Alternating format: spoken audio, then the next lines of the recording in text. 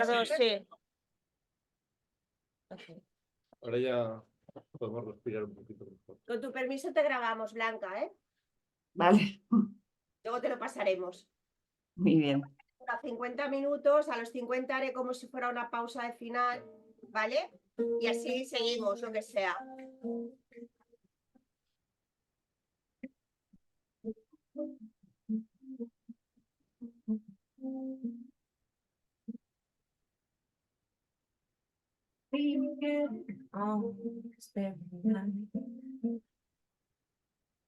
Bona nit, bones noches, benvingut a tothom a Nòmades, un dimecres més, a Ràdio Molins de Rei.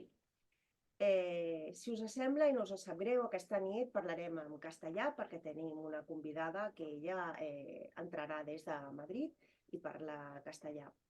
Así que os damos las buenas noches, bienvenidos a todos y arrancamos Nómadas.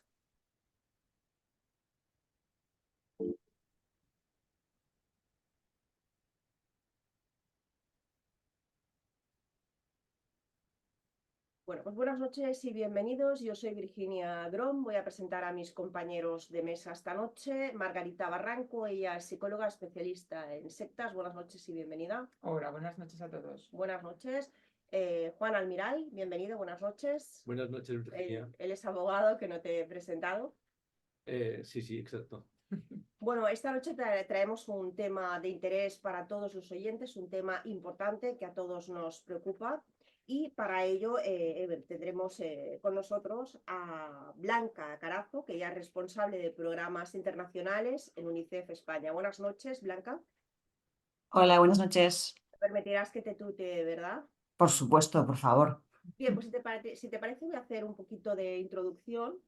Y yo diría que si empezamos hablando de Haití, por ejemplo, diremos que su población se enfrenta a alguna de las peores violaciones de los derechos humanos. La pobreza, la política y sus continuas crisis socioeconómicas dejan a más de 3 millones de niños desamparados. En estos momentos hablamos de que más de 180.000 niños y familias viven en las zonas más peligrosas de Puerto Príncipe. Hablamos de enfermedades como el cólera, enfermedades que se transmiten por inundaciones y por un largo etcétera de condiciones climáticas. Pero no solo los niños haitianos viven en este momento tal desastre. Podemos hablar que en Gaza la desnutrición que presenta la población infantil, aparte del peligro de vivir esa misma población en guerra, está llevando en concreto a los niños a una situación extremadamente deteriorada. Hablamos de 71.000 niños que en solo una semana han aumentado casos de diarrea aguda que posiblemente les llevará a un riesgo extremo de deterioro y muerte. No sé, Blanca, estamos realmente consternados porque sí que es cierto que todos sabemos que estas cosas ocurren en el mundo, pero qué mejor que la persona que nos puede hablar de todo esto, pues que seas tú, ¿no? Representante de UNICEF.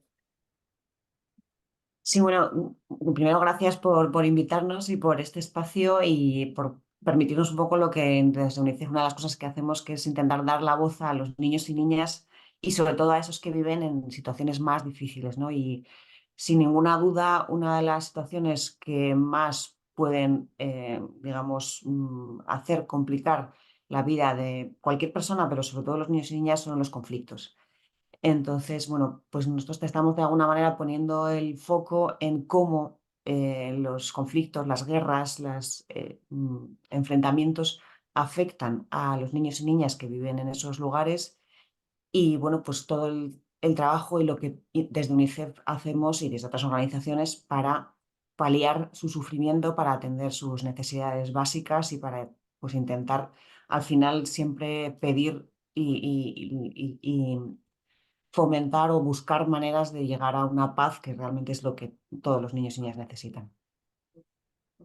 En el caso de Haití, que hemos tenido pues la noticia, ¿no?, de que la Unión Europea ha retirado a todas aquellas personas que han considerado... ¿Vosotros en qué situación estáis? Bueno, Haití lleva en una situación complicada desde hace bastante tiempo, sobre todo varios años, y de hecho, por ejemplo, nuestros equipos ahí están, digamos, entrando y saliendo. O sea, tenemos equipos en Haití, pero pues en función de cómo está la situación de seguridad, pues los vamos desplazando a República Dominicana o vuelven al país cuando las cosas se mejoran un poco, aunque es verdad que tenemos también una red con la que trabajamos de gente local. Bueno, nuestros equipos también son mayoritariamente de personal local, pero bueno, luego tenemos otras organizaciones locales con las que intentamos dar un poquito de continuidad al trabajo. Y luego también es verdad que afortunadamente, en cierto modo, no todo el país presenta los mismos riesgos y la misma seguridad. Entonces es verdad que Puerto Príncipe, que es el lugar más complicado y con más violencia, pues ahí el reto para poder trabajar y poder atender a los niños y niñas es máximo. Entonces, pues vamos un poquito eso, continuamente analizando la situación y viendo qué programas podemos seguir, desde asegurar que los niños tienen acceso a agua potable o alimentación hasta montar una campaña de vacunación. Y luego pues trabajamos en todo el país, en otras zonas donde también muchas familias y muchos niños huyen desde Puerto Príncipe y tratamos desde esas otras zonas un poco más estables o más tranquilas pues de cubrir sus necesidades. Yo te quería preguntar también, todos estos pandilleros que hablamos, ¿no? Que son los que tienen sometidos, en este caso Haití, ¿no? Que es el gran problema que tienen ellos, que el otro día justo hablábamos con Juan Quesada, que nos habló sobre el CECOT, que había podido entrar allí, y hablábamos de las pandillas, ese problema que tiene realmente eh, Sudamérica y Centroamérica tan importante. ¿Reclutan niños? Bueno, en el caso de Haití, o sea, es bastante particular. Quiero decir que la situación es un poco diferente que lo que podemos encontrar, por ejemplo, en lugares más de Centroamérica, de Honduras o de eh, las zonas del Salvador, por ejemplo, que ahí sí que es más un fenómeno como más, entre comillas, estructurado de maras o de pandillas.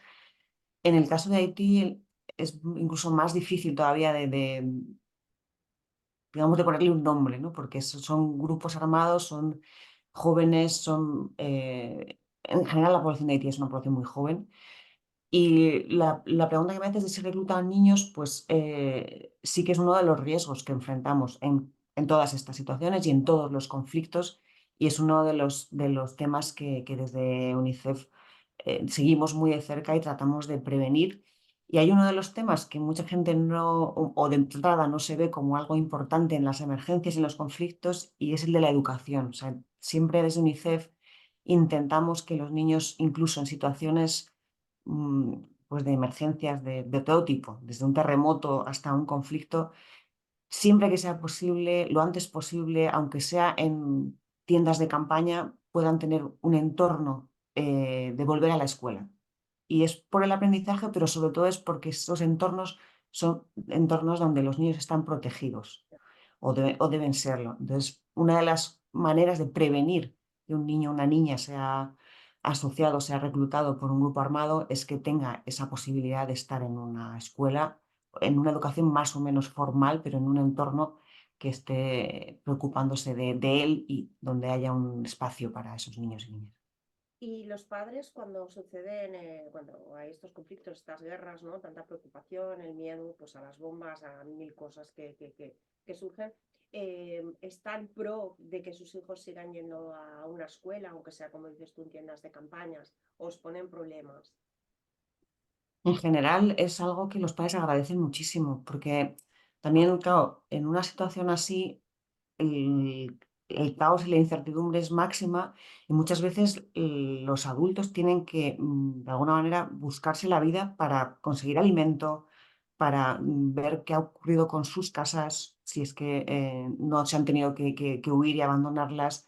Intentar un poco, digamos, averiguar cosas, buscar un poquito ayuda, ocuparse de otros familiares que a lo mejor no saben cómo están. Entonces, el poder que sus hijos estén o puedan estar en un lugar donde estén protegidos y donde estén cuidados, les alivia de alguna manera. Entonces, lo agradecen. Y luego, bueno, también por darle un poquito la vuelta a todo este tema, que es verdad que hablamos de situaciones muy difíciles, también nos encontramos de que a veces para un niño o para una niña resulta que el haber huido de un conflicto, el llegar a un campo de refugiados, es su primera ocasión. Esto nos ha pasado, por ejemplo, en Sudán y en Sudán del Sur, de niños y niñas que era la primera vez que iban a la escuela, a lo mejor con 9, 10, con 12 años. Y tanto los niños como los padres estaban muy agradecidos. Es algo que realmente las familias aprecian. Y en Haití precisamente tenemos algunos proyectos de apoyo justamente, ahora ya van terminando porque vinieron también a partir del terremoto, que no sé si recordáis que hubo hace 2 años en verano, y entonces hicimos un proyecto de reconstrucción de escuelas y de apoyo a familias con material escolar, y lo que nos transmitían los compañeros de allí es eso, que para los padres y para las madres es súper importante el que los niños puedan continuar la educación. Compañeros, que sé que queréis preguntar. No, yo lo que quería, una de las cosas que quería preguntar es, los niños que están en conflictos bélicos y los niños que vienen de situaciones más, pues por ejemplo, terremotos o situaciones de emergencia, el- ¿ves que hay diferencia en cómo actúan, se comportan, cómo lo viven las familias o tienen situaciones prácticamente idénticas, o hay diferencias? Bueno, quiero decir que tú eres psicóloga y aquí seguro que tú tienes mucho más conocimiento de un poco lo que puede ser pues una situación de emergencia y de estrés postraumático, que efectivamente eso lo detectamos y lo vemos en muchísimos niños y niñas. Y de hecho, yo creo que bueno, también aquí en España, pero a nivel global cada vez ponemos más énfasis en el tema de la salud global, ¿no? De atender, de la salud mental, perdón, de atender esas necesidades también psicológicas y esos traumas que los niños han sufrido. Eh, si es distinto, o sea, si te he entendido la pregunta es un poco si es distinto enfrentarse a un terremoto o enfrentarse a una situación de conflicto. Exacto, sí, por Sí, ahí va. o sea, hay una parte que es común, que es el trauma, digamos, el haber perdido, digamos, la normalidad y todo lo que se implica, pues puede ser desde haber perdido la casa, sea porque hemos tenido que huir de un conflicto o porque ha habido un terremoto, un desastre natural, la casa, las referencias, ¿no? La casa, la escuela, tal.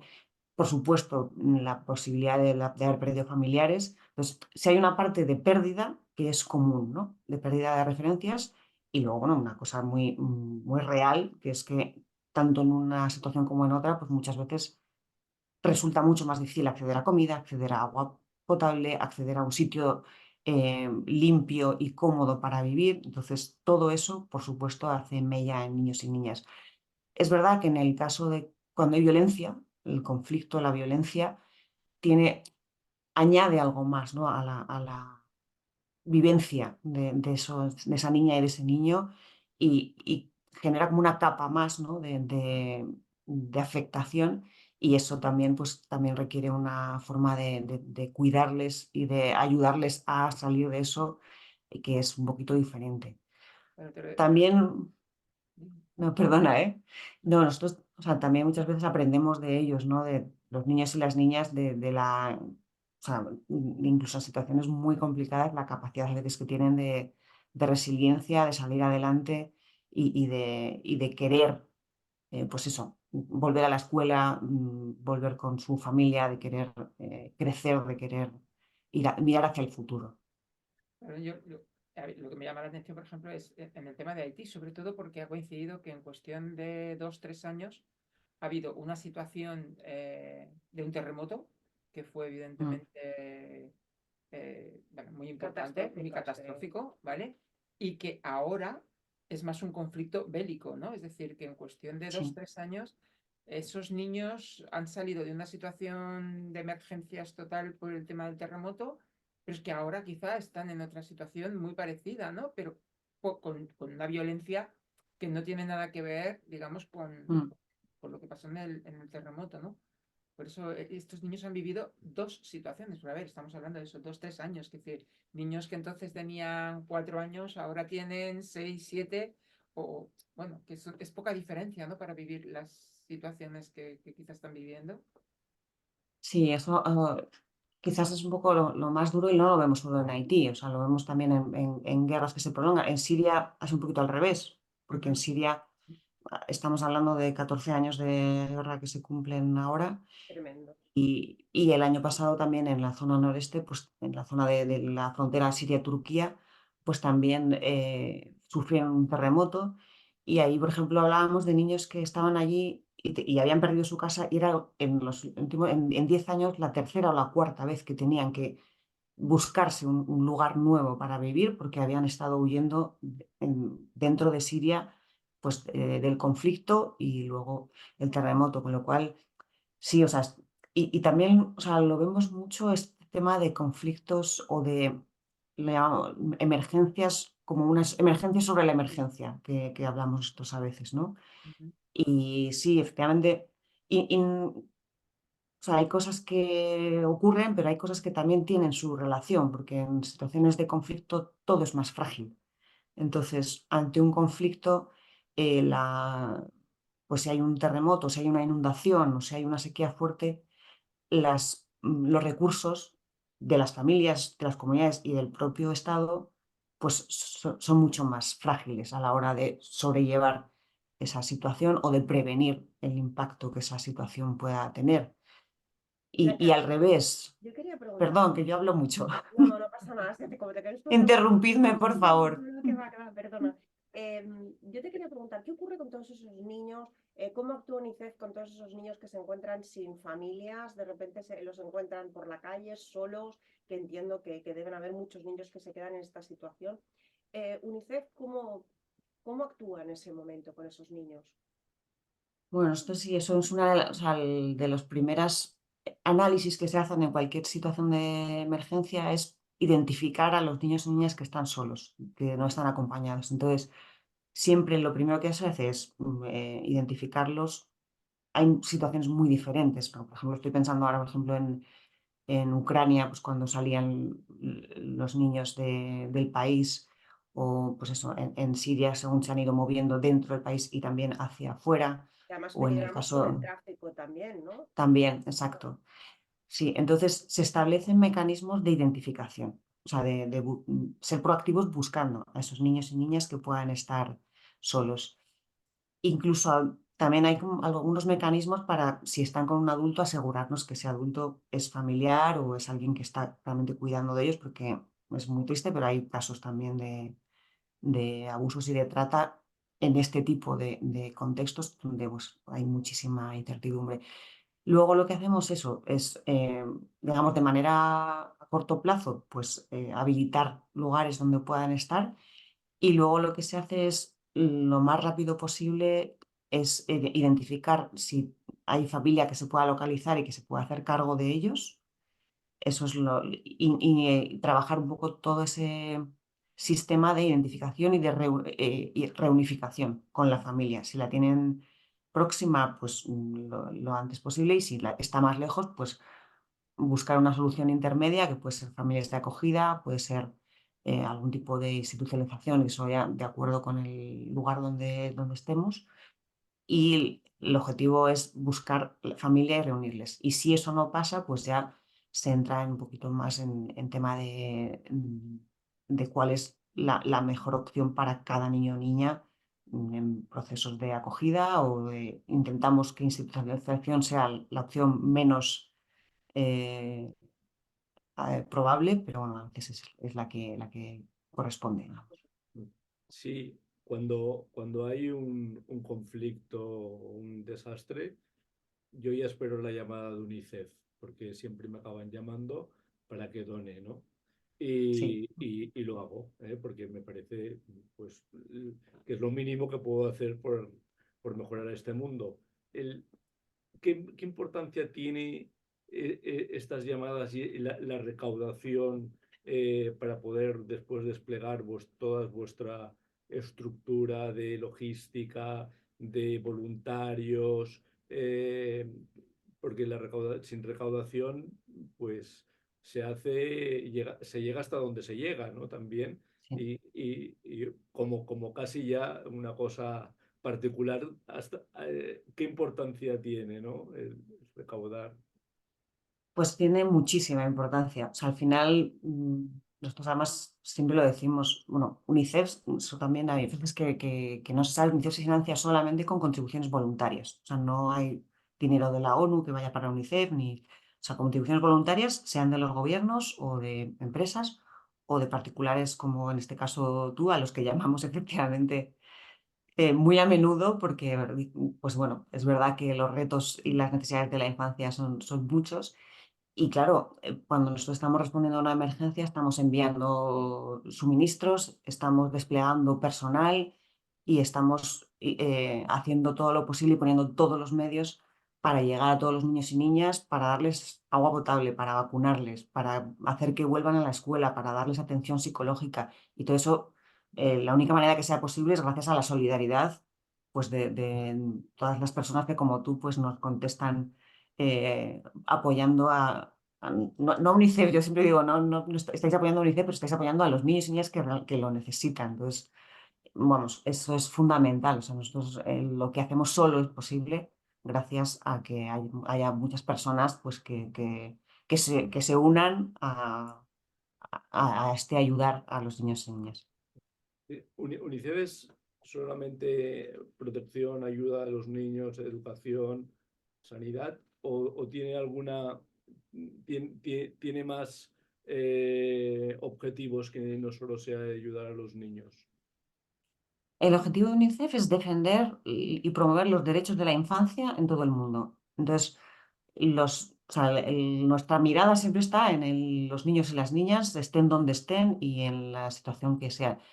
Eso abarca, por supuesto, pues eso, pues muchísimos ámbitos y al final, o sea, trabajamos en las emergencias, en la ayuda inmediata, pero también trabajamos en construir un mundo que sea mejor para los niños y que además también creemos que si es mejor para los niños y niñas es mejor para todos. Y eso significa pues, que trabajamos mucho, por ejemplo, en reforzar los sistemas de salud o los sistemas educativos. Es decir, que al final que un país tenga un buen sistema de salud con personal bien formado, con centros equipados y a los que pueda llegar todo el mundo, con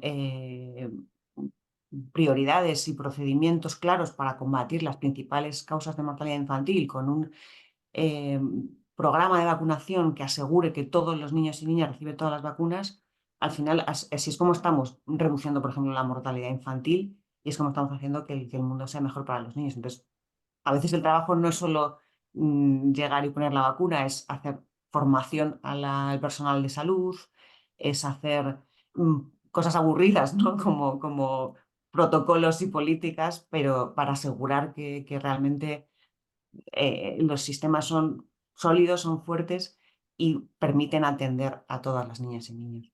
En Gaza ahora hay un problema realmente grave, ¿no? Con los niños, la desnutrición y además con el agua no potable, ¿no?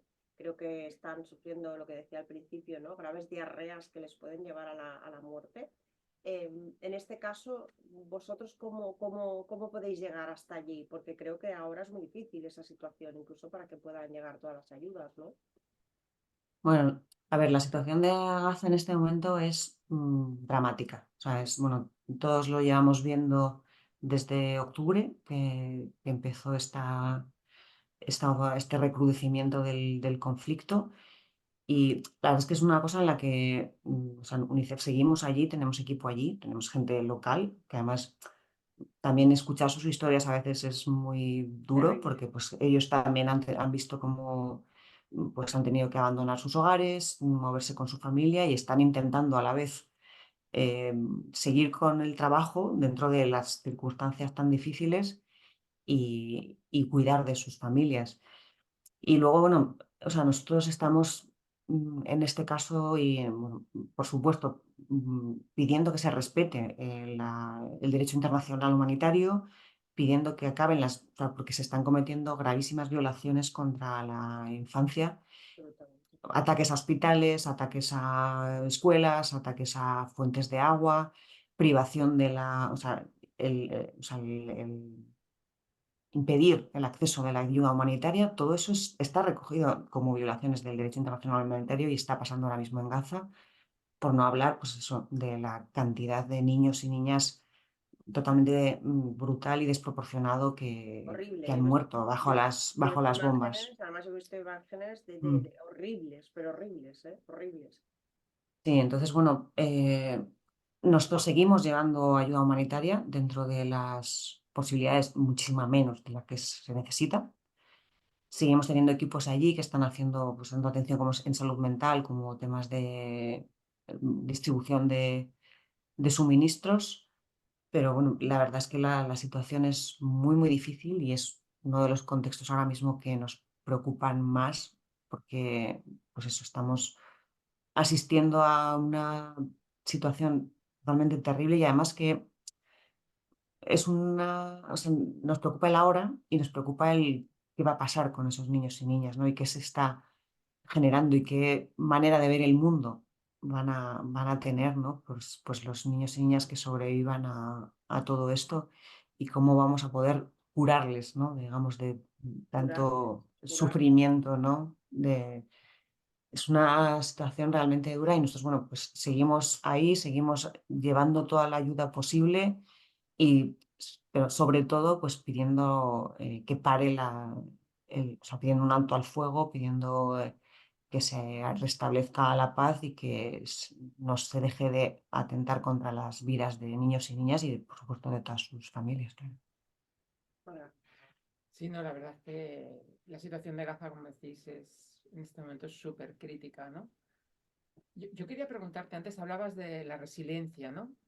De la Ujú. capacidad de recuperación bueno, pues que tenemos todos en mayor o menor medida, pero yo un poco lo que quería era preguntarte, ¿no? Esos niños, lo digo porque como trabajáis principalmente con los niños, ¿no? ¿Cómo veis, ¿no? La resiliencia, la capacidad de recuperación que tienen? Eh, es igual que los adultos nos cuesta más, no sé, ¿cómo, cómo, cómo lo veis y incluso cómo lo trabajáis, ¿no? Porque claro, estando en terreno es súper complicado, ¿no? Mm. Sí, bueno, yo siempre pongo aquí un ejemplo que a mí me impresiona mucho y que a veces digo, venga, vamos a ponernos el vídeo. Tenemos o sea, hay un vídeo de una chica que se llama Saja, que, o sea, es de hace unos años ya, ya Saja tendría como 12 años o 13 en el vídeo. Es una niña que en unos bombardeos perdió a su madre y perdió una pierna. Y es que hay que verla, o sea, qué sonrisa tiene, cómo habla y cómo explica que ya quiere jugar al fútbol y cómo juega al fútbol con su muleta y, y, y cómo explica que ella quiere estudiar y quiere ser profesora. Entonces, o sea, para mí o sea, pues es mejor verlo, ¿no? Pero es un ejemplo y nos encontramos afortunadamente muchos ejemplos así de niños y de niñas que estando en las circunstancias más difíciles que nos podamos imaginar, son capaces de mantener la esperanza y de mantener la mirada en el futuro y de pensar en qué quieren hacer y qué quieren ser, ¿no? Y entonces, al final también, digamos, un poco la suerte de trabajar en UNICEF es que eso es un impulso muy poderoso. Nos- a ver, por supuesto que también nos hacemos frente a historias muy difíciles y a historias también de mucha, mm, digamos, de falta de esperanza y de falta de oportunidades, ¿no? Y es ahí quizás donde trabajamos, ¿no? El foco está en cómo lo hacemos o qué podemos hacer en cada sitio y en cada país y en cada contexto para generar o sea, las mayores oportunidades para los niños y niñas. Una cosa clarísima es el tema de la escuela. Otro tema, por supuesto, es la atención en salud. O sea, lo primero o sea, una de las cosas claves es que los niños tengan salud. Y luego, bueno, pues en cada contexto, ¿no? Pues muchas veces es ver qué formación necesitan que les pueda permitir, pues, desarrollarse o tener una profesión o, bueno, cómo pueden también o sea, realizar su creatividad y cómo pueden recuperarse y trabajamos sobre todo con los más pequeños, pues o sea, muchas veces es tener espacios, una cosa que llamamos espacios seguros o espacios protectores, ¿no?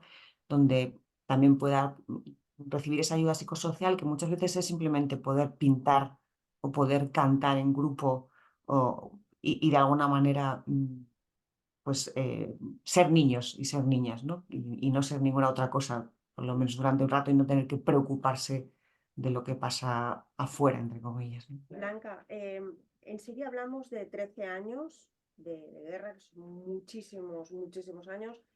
Niños que han nacido en la guerra, entiendo, habrá muchos casos de mujeres violadas, que son niños, bueno, rebote de esta guerra, desgraciadamente. Luego hablamos de una encuesta de Smart del 2023 que se hizo, que decía que más de 650.000 niños y niñas menores de 5 años sufren retraso en el crecimiento, claro, entiendo, por la mala alimentación y un largo etcétera, ¿no? Todos esos niños que, bueno, crecerán un día y crecerán con patologías seguramente, ¿no? Y seguramente deben tener patologías en estos momentos que entiendo que son difíciles de solucionar cuando un país está en guerra.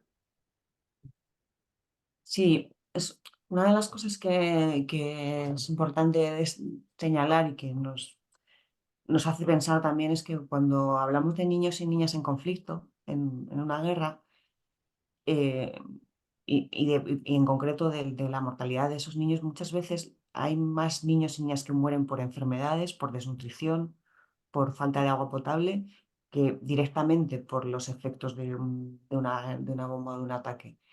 Entonces, una de las consecuencias, efectivamente, sobre todo en conflictos de larga duración, suele ser un aumento muy alto de las tasas de desnutrición.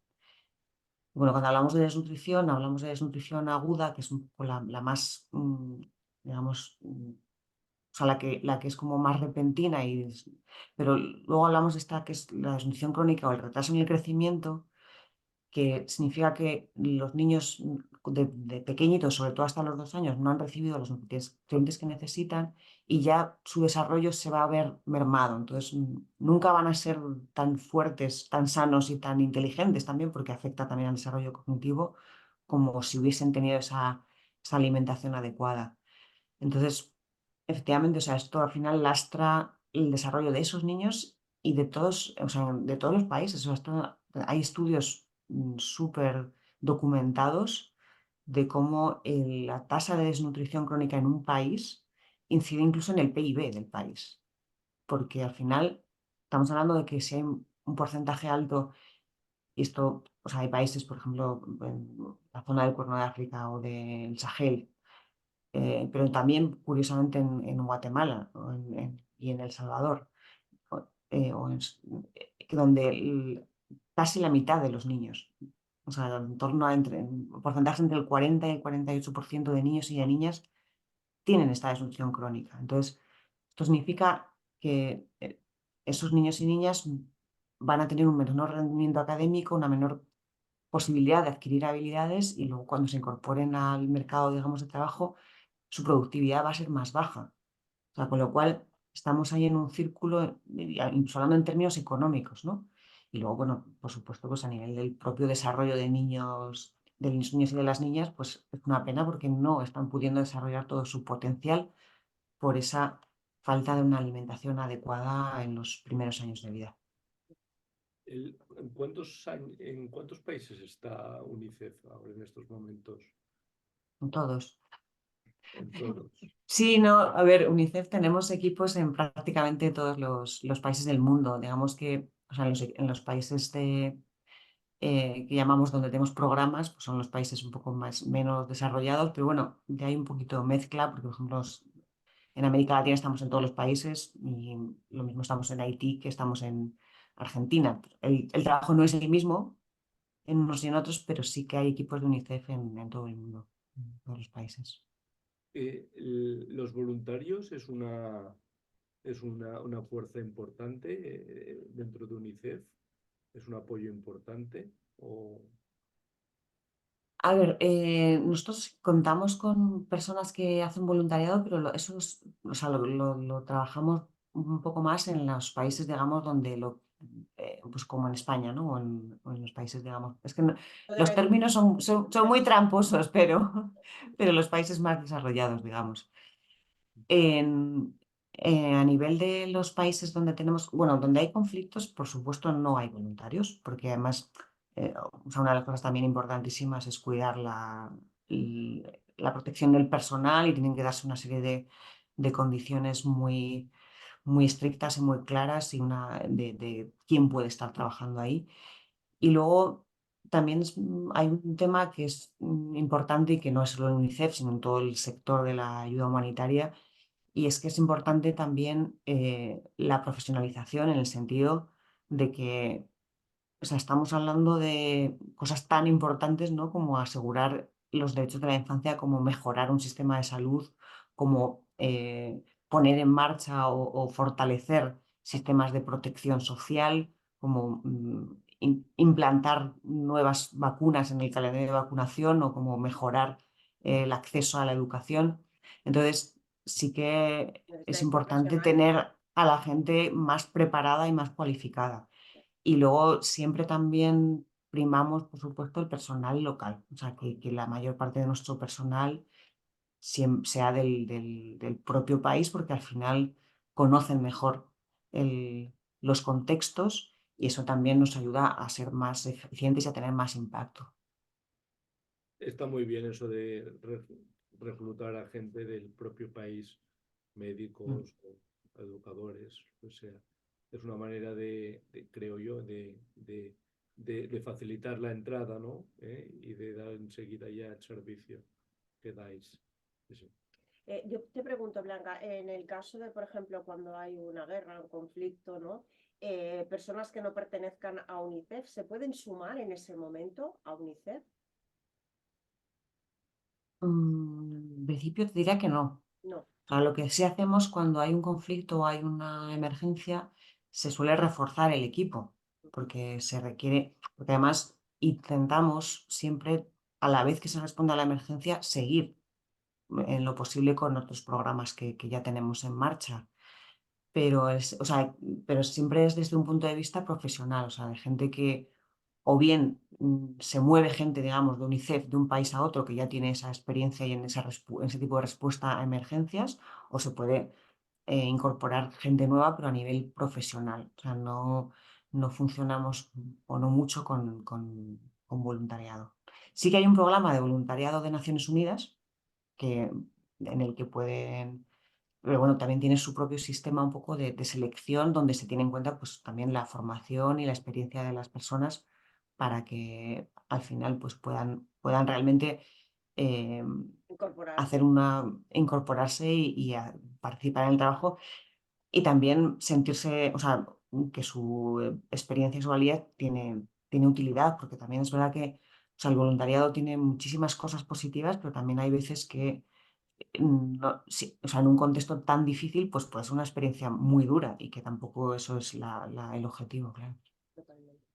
Sí, lo que sí pueden hacer nuestros oyentes es hacer una pequeña donación a UNICEF, absolutamente gratuita, Mm. y colaborar con vosotros. De hecho, o sea, Blanca, si te nosotros, parece, perdona, que te sí, interrumpa. paramos un poquito. Justo me pasó tu compañera el anuncio que Ah, tenéis de UNICEF, lo vamos a poner para que se pueda escuchar. fenomenal. Ahí es cuando más nos necesitan. Tú puedes ayudarnos a llevar Blanca, los muchas suministros gracias necesarios por haber para estado con salvar sus nosotros. vidas. Despedimos hasta la Ucrania, próxima. Gaza o Sudán. Miles de niños y niñas siguen sufriendo. Hazte socio de UNICEF en UNICEF.es y ayúdalos a sobrevivir. Blanca, creo No, que pues, dice mucho, mm, dice todo. sí, sí, sí, totalmente. O sea, es un poco lo que estamos hablando todo este tiempo, ¿no? Que al final, en un conflicto o en un desastre también, los niños y niñas son los que más sufren y desde luego son los menos responsables, ¿no? De lo que pasa. Y aprovechar